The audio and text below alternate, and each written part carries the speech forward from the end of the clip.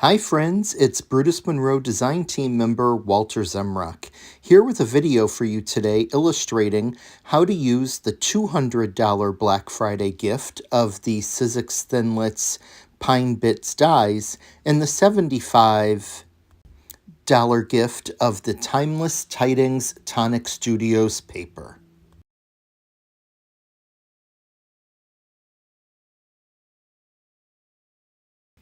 For this card, I'll be using the Brutus Monroe Season's Greetings stamp set. I'm only going to be using one of the sentiments from it, as I really want to focus on some ideas on how to use the other items in this video. In addition to the Season's Greetings stamp set, I'm also going to be using a Brutus Monroe pre-scored A2 sized white card base. And I'll also be using the Sizzix Thinlits with Tim Holtz 13 embossing die Pine Patterns die set. It's a lot of fun to use. And I'll also be using some sheets of paper from the Timeless Tidings cardstock collection from Tonic Studios.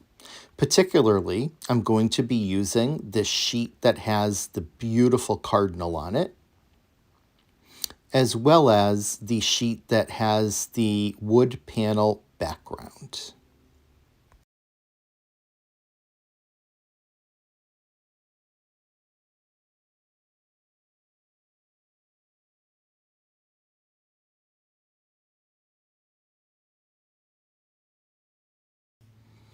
I begin by using my bone folder to burnish the fold on the A2 card base. I love that these are pre-scored and already cut to size because that just saves so much time.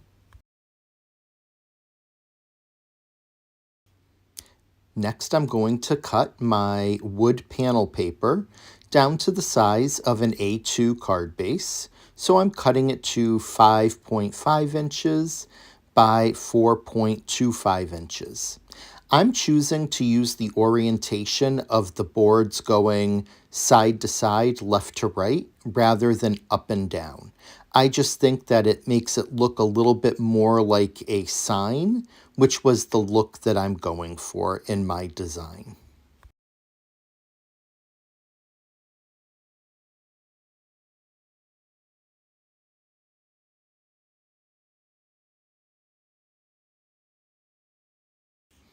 I put some double-sided adhesive tape on the back of it. I am what you may call an over-adheser. I admit it. Whether it's glue or it's double-sided tape, I do put a lot down onto my card panels to make sure that they're going to stay stuck down. Nothing worse than giving someone a card and having the sides of the panel start to lift up. This way, I know I'm covered.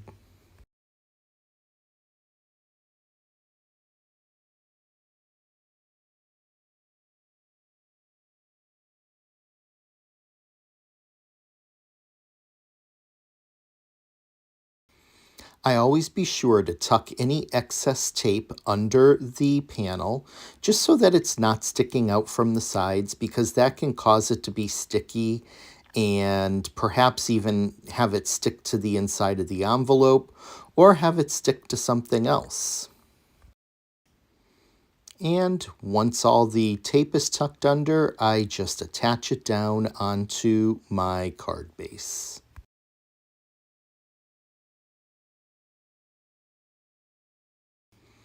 Next up, I cut the cardinal paper down so that I just have enough space around the cardinal to be able to start doing my fussy cutting. I put the other piece aside because I'll be able to use it in another design.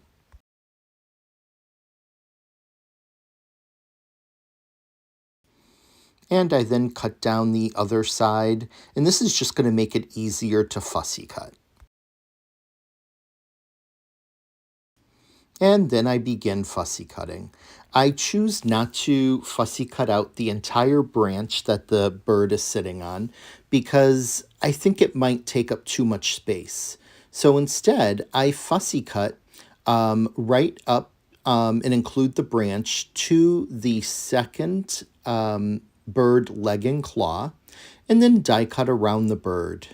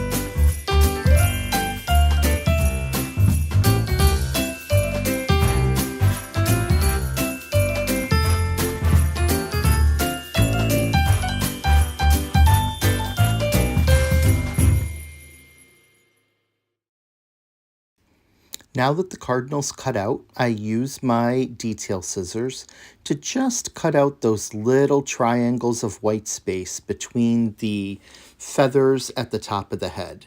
This is completely optional, but I think it's a nice little detail that will really be recognized, doesn't take very long to do, and really goes a long way. If you're afraid of tearing with your fingers, you can always grab your tweezers and just pull the little piece out after making the snips. It goes pretty quickly as there's only a few pieces that you need to cut. And just make sure that you move your hand out of the way because you don't want to cut your hand with the scissors. It takes a little bit of a steady hand not to cut into the other parts of the bird's head, but with a little patience, it's extremely doable.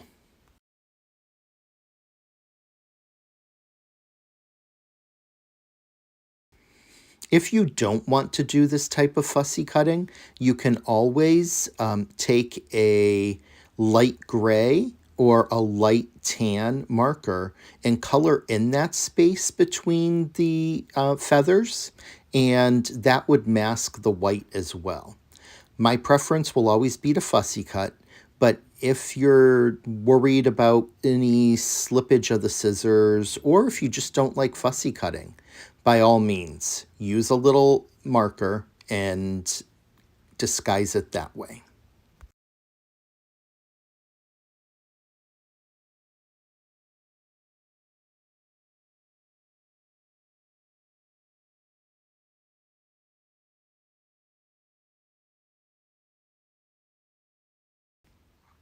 And then we're down to our last piece to get out of there.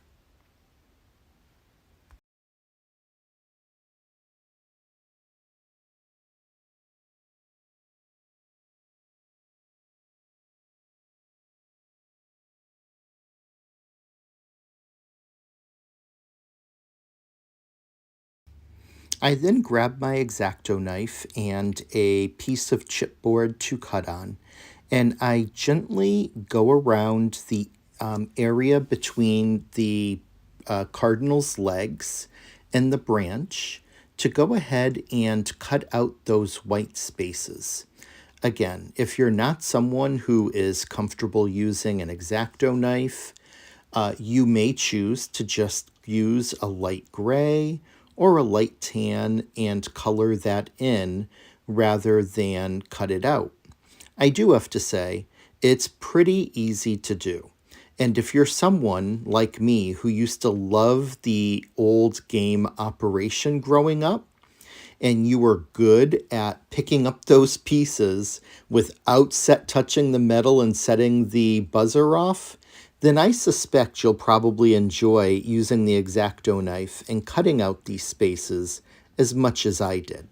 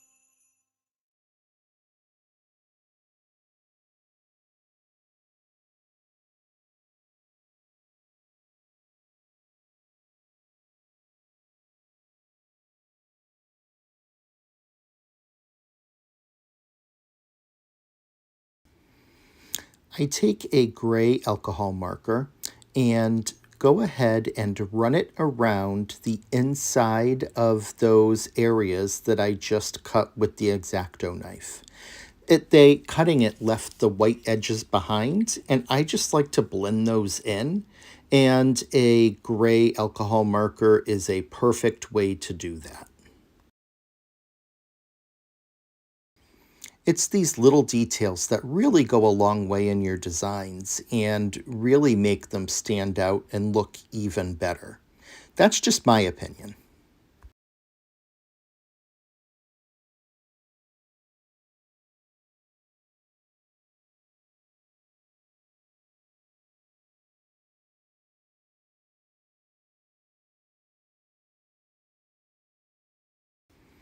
I cut a 3.75 inch by 5 inch piece of the remaining lighter side of that cardinal cardstock.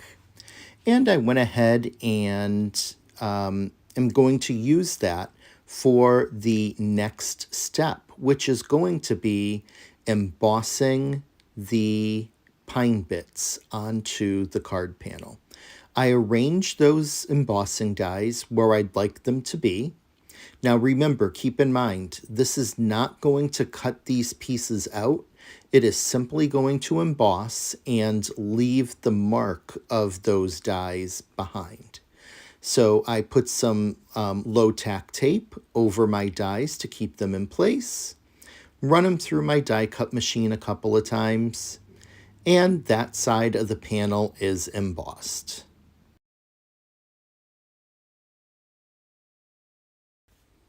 I then put some dies on the opposite side of the panel, secure them with some low tack tape, and emboss that side.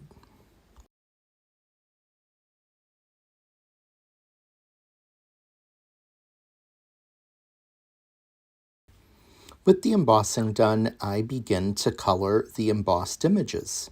I start on the right side with a green alcohol marker to go in and add in the branches and the needles and just fill it in.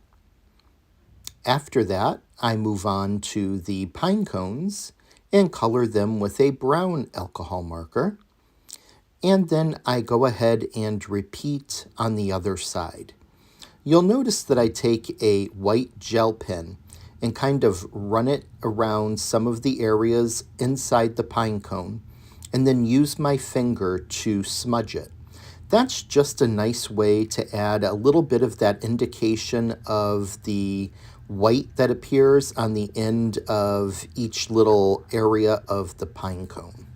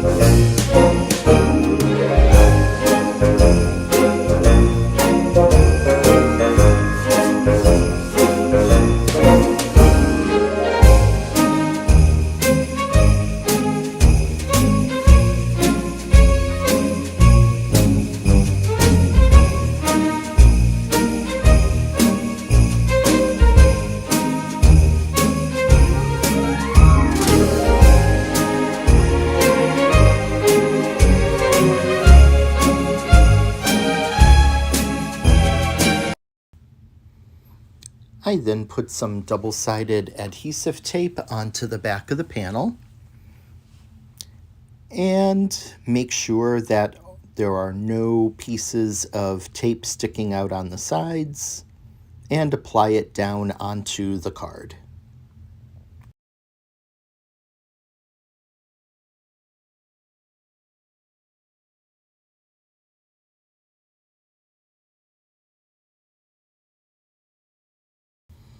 Add some double-sided foam tape to the back of the fussy cut cardinal.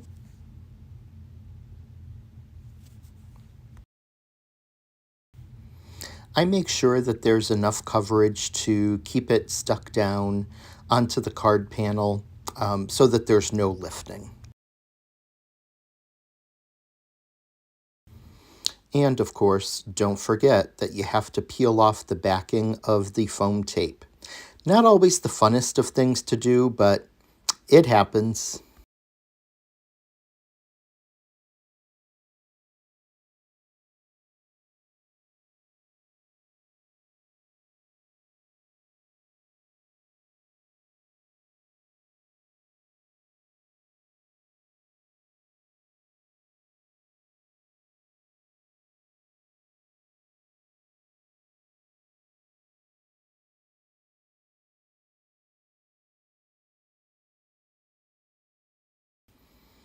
Then apply the cardinal down. I put it into the lower left-hand corner of the card.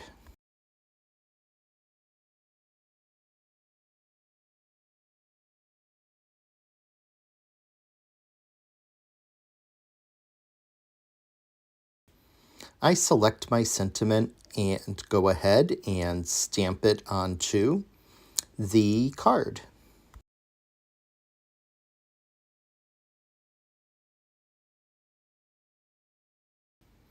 You can use any sentiment you'd like, and I chose to stamp it in black ink. I thought that the black would definitely make it more legible and readable since I was putting it over the embossed pine branch and cones images.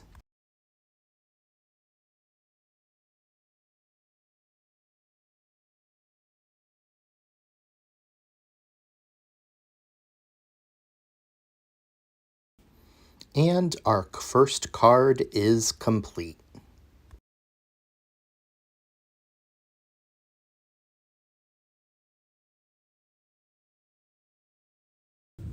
For the second card, I'm once again using the Tonic Studios Timeless Tidings paper collection. This time I'm using a really pretty piece of red that has just a little bit of like these tan dots on it.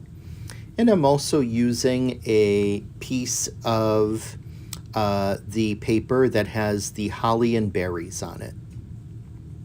I cut that down to the size of 4 inches by 5 1/4.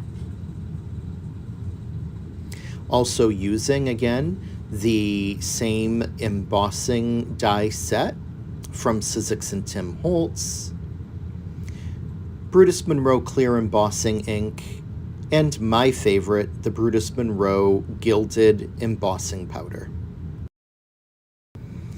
I'm going to use the embossing dies to actually, while they're embossing, also add on some embossing ink. That way I can not only dry emboss, but also heat emboss these pine branches and cones that I am using. So I place the dies approximately where I want them just so I can see how they'll fit. I then take some pieces of low tack tape, put them onto the back of the die. The reason for doing this is when I put my die cutting plate down, it will pick up those dies and keep them in place. So then I know that I will have a proper alignment on my card panel. You just want to make sure that your tape is wide enough to go ahead and cover the back of the die.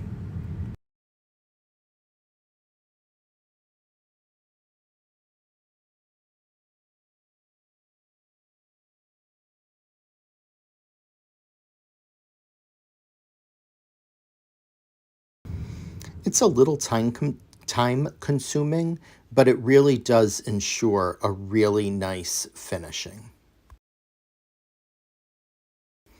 Once the dies are attached to my die cutting plate, I take the clear embossing ink and do a really good inking of each of the dies. Don't worry, the clear ink will not harm your dies. You can wipe it off easily enough when you're done, but you do want to make sure that you have a good amount of ink on there so that you don't have to run it through a second time. Line up your dies with the card panel. You want to make sure that it's really lined up well so that the dies don't shift and you don't get embossing ink where you don't want it. Once you're happy with where it's placed, run it through. I generally like to run things back and forth twice just to make sure that I have a good impression and also to make sure that with the good impression, there's a good amount of ink down in those crevices.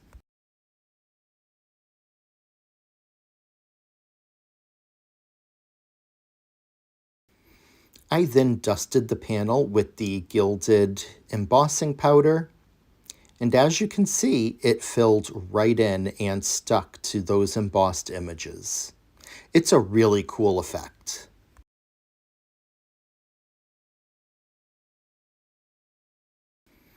And I then went ahead and did the same to the other side.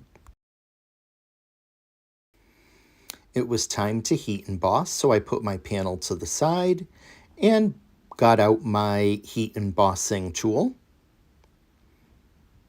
I have it in a stand just to make it easier to um, use the heat tool and be able to put something under it and make sure that my hand doesn't get burned at the same time. It's pretty useful. Once it's heated up, I take the panel and I place it under the heat tool.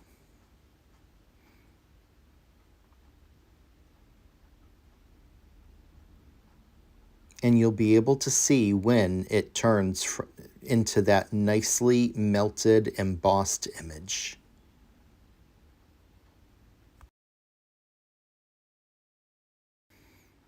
I make sure not to keep it under there too long so that I don't burn the cardstock, but you can already see the shimmer coming up from those embossed images.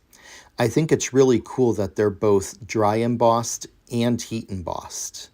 It just adds something a little extra to this already beautiful paper.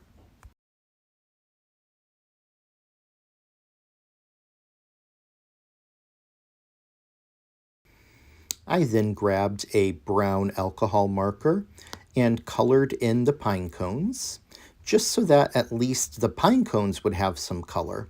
You could certainly leave them uncolored, but I think having the color there adds a nice little touch to it.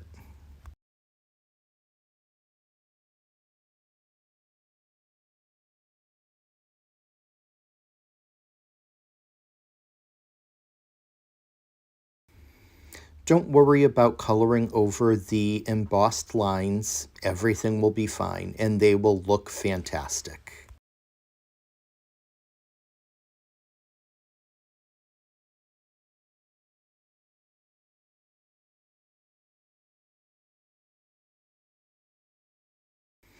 I then went over some of the area of the pine cone with a lighter brown just to add a slight amount of lightness to the centers of the pine cones.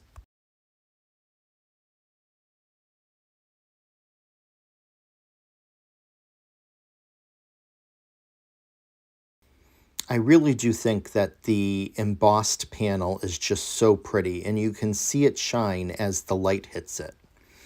I then decide I'm going to add some vintage grunge to the panel, and to do that, I'm using some distress inks. I'm using Tea-Dye and Vintage Photo.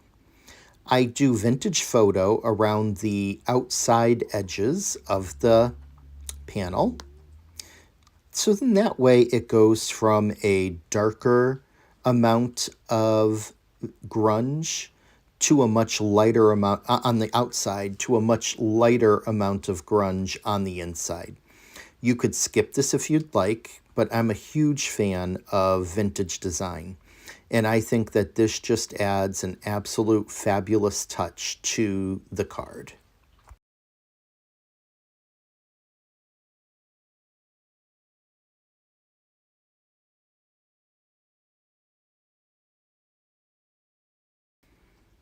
Once done with the vintage photo, I go into the Tea-Dye ink and just lightly add some grunge around the panel, but really focusing on the inside part.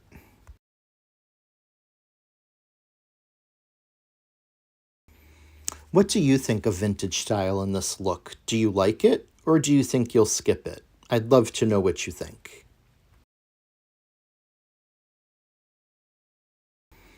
I then take a scrap strip of that red cardstock and stamp my sentiment with clear embossing ink.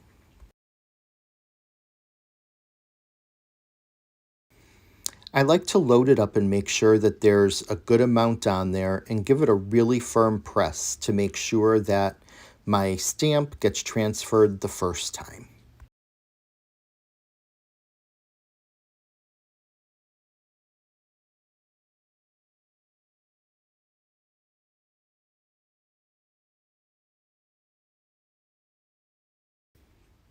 I then dust that stamped sentiment with the gilded embossing powder, and then go ahead and heat emboss it using my heat tool.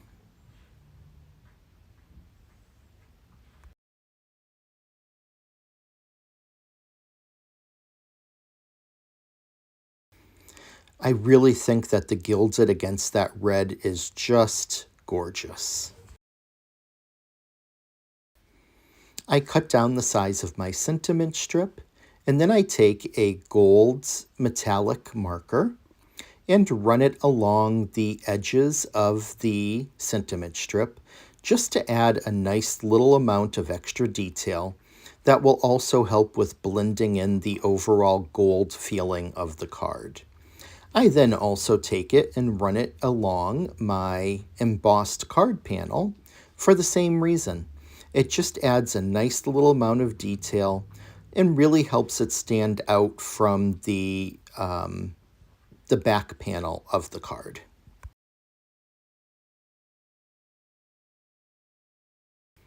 I put double-sided tape onto the back of my panel and adhere it down to my card base.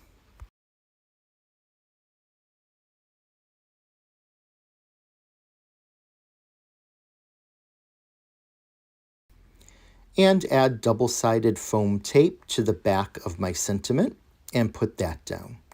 I then add 3 dots of glue onto the card and glue down 3 acrylic bubbles.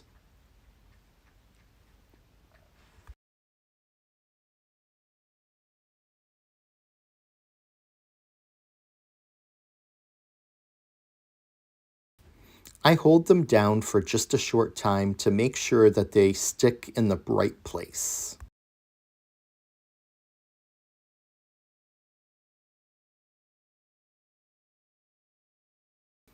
The last touch is to take that gold metallic marker and just put a little bit of gold over the top of the bubble to go ahead and tie it into the overall theme of the card. Don't worry, the marker will dry and it will not rub off. And with that, the second card is complete. So each style is a little different, but using all of the same products. I think they're really, really pretty. Thanks for spending some time here with me today, and I really hope that I sparked some inspiration on how you can use these freebie gifts from Brutus Monroe